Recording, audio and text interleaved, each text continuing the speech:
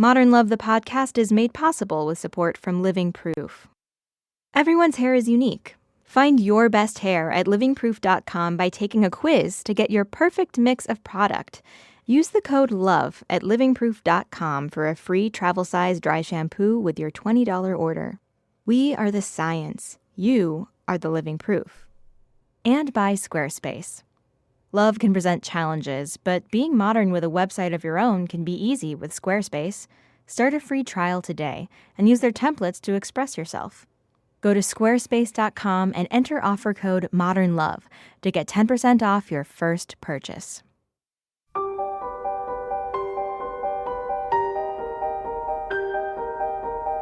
From the New York Times and WBUR Boston, this is Modern Love. Stories of love, loss, and redemption. I'm your host, Meghna Chakrabarty.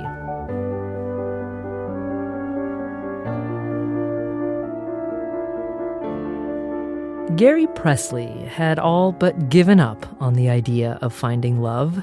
But as the romantics out there know, love can find you when you least expect it. And sometimes even when you're resisting it. Here's Colin Farrell, known for his work on the film In Bruges and HBO's True Detective, reading Gary's essay, Would My Heart Outrun Its Pursuer?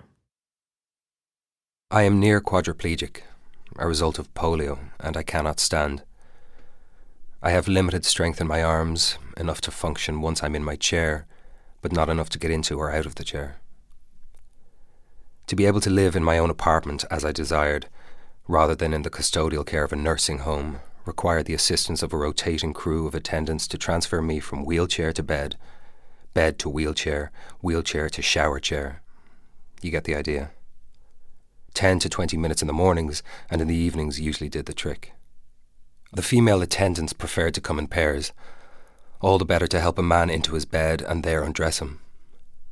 I am somewhat deferential in the company of women, and I had made a conscientious effort to avoid any touch, any word that might be construed as improper. With that, the arrangement sailed along with no problems, soon settling into a job done and forgotten. At least until Belinda. A young mother of 2 boys showed up as half my attendant team. She was working evenings to pay for her college education. Earlier that day, I had noticed that part of the assembly of my shower chair was loose. Do you know how to use a socket wrench? I asked Belinda. Sure, she replied. I was a tomboy. I helped my father all the time when I was a girl. She had a silky sheet of straight brunette hair pulled together at the nape of her delicate neck, exotic dark hazel eyes and a dancer's lithe body. She may have grown up a tomboy, but what I saw was a beautiful woman. There's a wrench set in the lower left drawer of my desk, I said. Get it and I'll show you how this thing goes back together. As the days went by, Belinda sometimes began taking her turn on my transfer schedule without a co-lifter. Doesn't it bother you to come alone? I asked. Why? I can outrun you. And with that, the necessity of my transfer faded into the background, and we began to talk about other things. Books and films, my work and hers. It seemed a natural evolution that after a few weeks, Belinda's routine occasionally included a friendly visit before she started her 3 to 11 p.m. shift. One day, she dropped by with her sons. This is Matthew and Christopher, she said. The boys spoke up, even though Matthew, the younger, held tight to his mother's skirt. It was evident she had told him about my wheelchair. Matt was all red hair and freckles, while Chris carried his mother's brunette colouring. And so it was, that the man in a wheelchair, sardonic and standoffish, and the vibrant young woman who loved science and worried over how she would support her sons, developed an odd connection. A link to a place where hands might touch, but thoughts and feelings and emotions began to flicker like lightning beyond the horizon. I was past 40. My anger and frustration over being paralysed mostly burned away.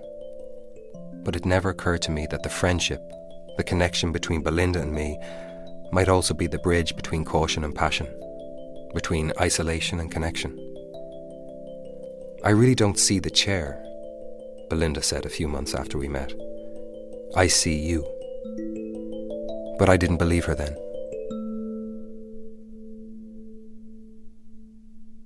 I had been paralysed too young, when I was too callow and in a time and place where most people with disabilities were seen as invalids and shut-ins, passively accepting limitations and retreating behind an accepting smile to avoid injury, neglect, abuse, or rejection. Belinda was 26, beginning study for a master's degree in microbiology, but she was also a single mother with minimal income. Nearly a decade had passed as she worked as a nurse's aide to pay for her classes and for daycare for her sons, and her life was becoming more hectic as she undertook graduate studies. I did not know how to love, not then, but I knew how to be a friend. I tried to help her with her boys, getting them ready for the bus when she had an early appointment, watching them after school and seeing that homework was done and bellies filled. One late summer day, Belinda asked me to accompany her to the nearby university city. "I need a man's opinion on what a professional woman should wear," she said. The master's program allowed her to supplement her income by working as a graduate teaching assistant. She was apprehensive about looking the part, and so we set out in my van.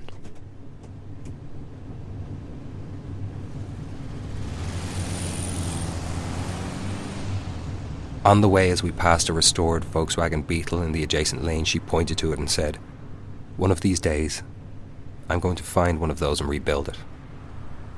Only half listening, I murmured, "If wishes were horses, beggars would ride." "What a mean thing to say," she snapped, turning away. She was driving my van.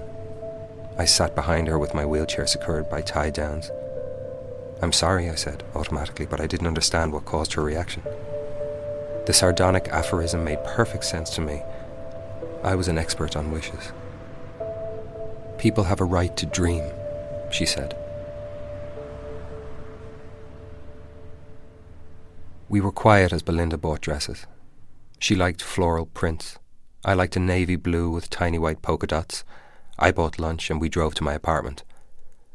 As we waited for her boys' school bus to arrive, she sat on my couch, still subdued, her legs tucked under her, dark hair cascading down the side of her face.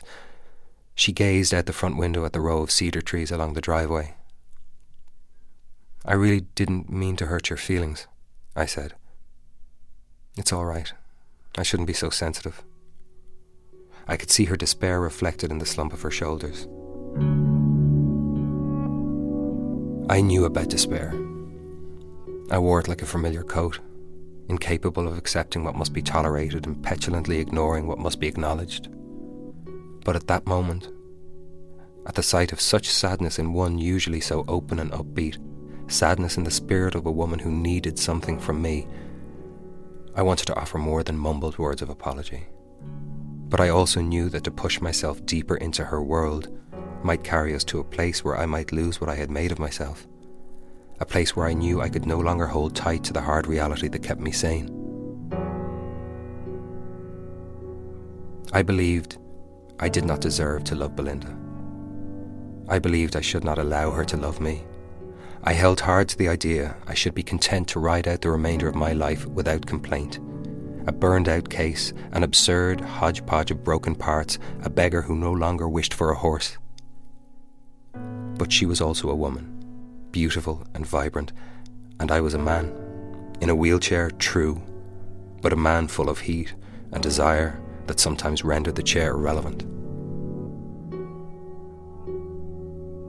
And I was the keeper of an obscene little secret I had known perhaps since I had been stuck in the iron lung, and surely from some vague moment later, the point where I realised I would never walk again. It is a thing that will sit rancid in my gut until the day I die, a thing that until then had eaten away at any illusion that love and marriage for me would be like it was in books or movies. And it was this. I would be physically dependent upon those who might love me. I am a chore, an obligation, and I will ever be so. I could not rationalize how a woman might love me and not soon come to hate the millstone I believed myself to be. All this ricocheted through my mind, not in words but in a fog of melancholic unease as I stared at Belinda. Suddenly she moved from the couch and across the few steps between us. I opened my arms, and she dropped into my lap and put her head on my shoulder. There was no sound, no words between us, only her tears and my silent wonder. Friends, lovers. Perhaps that day was a hint that there might be a path through the thicket of my insecurities. I only remember the gift, the magic, the seamless transition from what I could never imagine into that which I will treasure until my last breath, a kiss, a touch, the sweet scent in the shadow of her neck. We should stop this, you know, I said, my mouth against her hair. You need to find someone else. Where can I find a man silly enough to stay home with my boys when they have chicken pox? She replied, smiling and lifting up to kiss the top of my head. I like it that you put me first.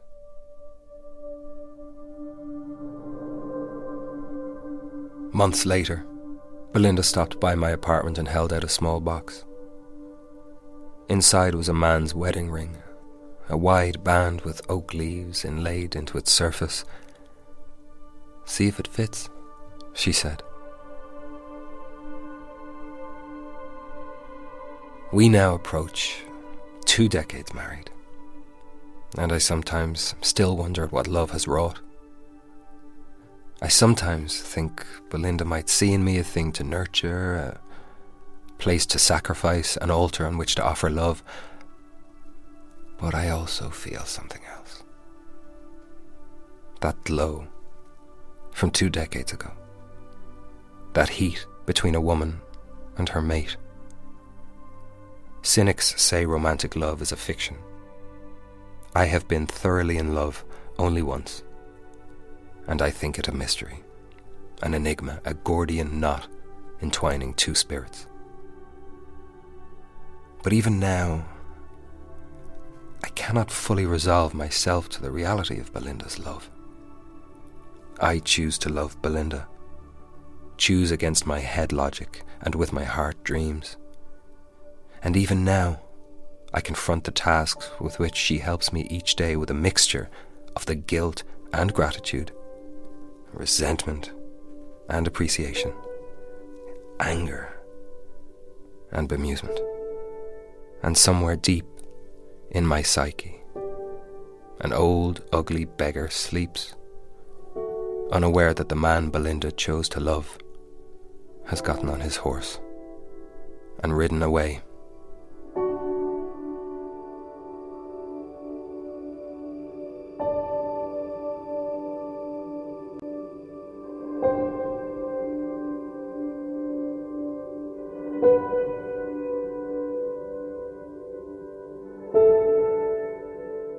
Colin Farrell reading Gary Presley's essay, Would My Heart Outrun Its Pursuer?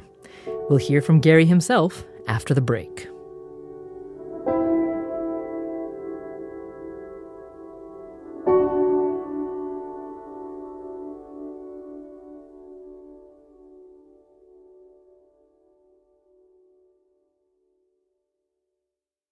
Support for Modern Love the podcast comes from Living Proof, the science behind healthy hair. I'm Katie from Living Proof, and we get love letters all the time, like this one. Dear Living Proof, I started using your products several years ago. My friends and family started complimenting me on my hair and asking what I'd done. 6 of them now use Living Proof products. Love, Tamara. Use the code LOVE for a free travel-size dry shampoo with your $20 order. livingproof.com. We're back. It's Modern Love, the podcast. I'm Meghna Chakrabarty, and now a postscript from Gary Presley, author of this week's essay on life with Belinda today. We've been married 25 years next year. She has remained devoted to me in a way that I really don't understand. I don't know that I would have the same will, the same heart, the same ability to love beyond what love is to most people. The fact that people with severe and chronic disabilities have an interest in love, sex, and romance is foreign to some people. And that's what led to the modern love essay. My name is Belinda, and I am Gary Presley's wife. I have a severe hearing impairment, so my disability is hidden. Most people don't see it. But his, he rolls around in a wheelchair. And while in the beginning it was difficult trying to learn how to work together, that's a choice. When you choose to love somebody, you have to accept everything. A big part of working together for Belinda and Gary has been cheering on each other's professional lives. In the time they've been married, Belinda has completed 2 master's degrees, and she received her doctorate earlier this year. Gary published a memoir in 2008 titled 7 Wheelchairs, A Life Beyond Polio. They've also teamed up on another effort, parenting. In addition to sons Matthew and Christopher, they adopted a daughter almost 7 years ago, and they're foster parents to 2-year-old twins. There's some advantage to being a parent with a disability in that it silently instructs by example that life isn't perfect, that kindness and accommodation are necessary. As for me, I'm much kinder, much slower to anger than I was 25 years ago. I've learned to use a sense of humor and a sense of being oblivious to other people's reactions. And Belinda's taught me that. Some of that you learn on your own, but some of that also comes from having total acceptance from another person. As a child with a disability, there's a lot of stigma placed on me, and what he has given me is the chance to grow into the person that I always wanted to be. With his support emotionally, I'm the same way with him. I don't judge him. I don't treat him like he's been treated in the past. And so I think that common bond and common need has allowed us both to grow together. He has been the best friend I have ever had. I could not imagine my life without him. I've been paralyzed 56 or 7 years, and I never would have thought that love would have come to me in this form. We never can predict what life holds for us. Gary Presley, author of this week's essay, Would My Heart Outrun Its Pursuer? We also heard from his wife, Dr. Belinda Presley. They live with their daughter and 2 foster children in a rural area of southern Missouri. Now, this idea of possibility that Gary talks about, that resonated with Colin Farrell himself. He told us it was part of why he chose Gary's essay. One of the most horrendous things about a physical disability is that it cuts into the hope of the person who is experiencing the affliction. And so the ability to love or be loved is something that all of a sudden is birthed into this cloud of suspicion and this cloud of doubt. And from the outside looking in, that seems to me one of the most heartbreaking aspects of this story, but the story doesn't go there. There is no giving into the doubt. There is only giving into the potential of loving and being loved. And so I was incredibly moved by it. And our special thanks to Colin Farrell for reading Gary's essay. The actor has another love story to share in the dystopian dark comedy The Lobster, which hits theaters this Friday. And now, Modern Love editor Daniel Jones. What I love about Gary Presley's essay is his feeling of inadequacy and how this lifelong disability has turned him into someone who doesn't think that he deserves to be loved. And what a huge, added disability that is. There's that aphorism that says, you have to love yourself before someone else can love you. And I've seen essay after essay where the opposite is true. Someone else has to love you before you then recognize yourself as being worthy of love. And she sort of rescues him in that way, even as he's helping her and rescuing her too. I feel like in any long-term relationship that works, each person is equal parts burden and gift to the partner. Because if it gets out of balance and one person is all gift and the other person is all burden, it's not going to last. So we all bring these, with all this negative pessimism mixed with optimism and love mixed with bitterness. We all bring all of that to every relationship. I see in most people who submit to modern love and most people I meet in life a real combination of total romantic and total cynic. And I think that's true with Gary in his essay.